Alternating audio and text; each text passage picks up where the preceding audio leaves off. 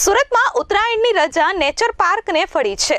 32,000થી વધુ સહેલાણીઓએ ઉત્તરાયણ પર્વ દરમિયાન નેચર પાર્કની મુલાકાત લીધી છે, જેને કારણે મનપાને 9 લાખથી વધુની આવક થઈ છે।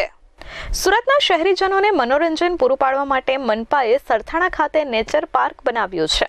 દિવાળી અને ઉનાળાના સ્કૂલના વેકેશન દરમિયાન નેચર પાર્કમાં લોકોનો ભારે ઘસારો જોવા મળે છે। સુરત શહેર જ નહીં, આસપાસના ગ્રામ્ય વિસ્તારના લોકો પણ નેચર પાર્કની મુલાકાતે આવતા હોય છે। ટિકિટ બારી પર લોકોની ભારે ભીડ જોવા મળે છે। ત્યારે મકર સંક્રાંતિના 2 દિવસની રજાના દિવસે નેચર પાર્ક લોકોમાં આનંદ પ્રમોદનું મહત્વનું સ્થળ સાબિત થયું હતું। મકર સંક્રાંતિની 2 દિવસની રજાઓમાં 32,757 સહેલાણીઓએ મુલાકાત લીધી હતી, જેથી મનપાને 9,22,000થી વધુની આવક થઈ હતી।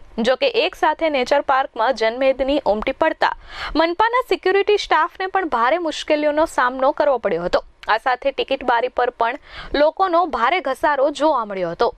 આ વર્ષે જે 14 તારીખે ઉત્તરાયણ અને 15 તારીખે વાસી ઉત્તરાયણના દિવસે શહેરના મોટાભાગના શ્રમિકોના જે ધંધા છે બંધ હતા અને રજાના માહોલ હોવાથી મોટા પ્રમાણમાં નેચર પાર્ક ખાતે મુલાકાતીઓ આવેલા હતા।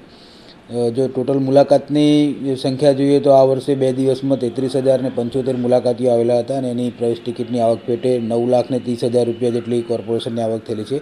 કમ્પેરેટિવલી લાસ્ટ યર જે આ 2 દિવસનું વિઝિટર જોઈએ આપણે તો 25,600 જેટલા મુલાકાતી આવ્યા હતા અને ગયા વર્ષે 7,36,000ની 2 દિવસમાં આવક થઈ હતી। એટલે જે આપણે 2 વર્ષની કમ્પેર કરીએ તો ગયા વર્ષ કરતાં આ વર્ષે લગભગ 7,000 જેવા મુલાકાતીઓ પણ વધારે આવેલા છે અને 2 દિવસમાં 7 લાખ જેવી આવકનો પણ વધારો થયેલો છે। જનરલી જે જૂની મુલાકાતે આવતા હોય છે મુલાકાતીઓમાં મેઇનલી જે કેનાઇન્સ અને ફેલાઇન્સ છે, દીપડા, વાઘ, સિંહ, રીંછ અને હિપ્પોપોટેમસ વધારે આકર્ષણનું કેન્દ્ર રહેતા હોય છે અને મોટાભાગના મુલાકાતીઓનું ક્રાઉડ તેઓના પાંજરની સામે જોવા મળે છે। Bureau report S24 news, Surat.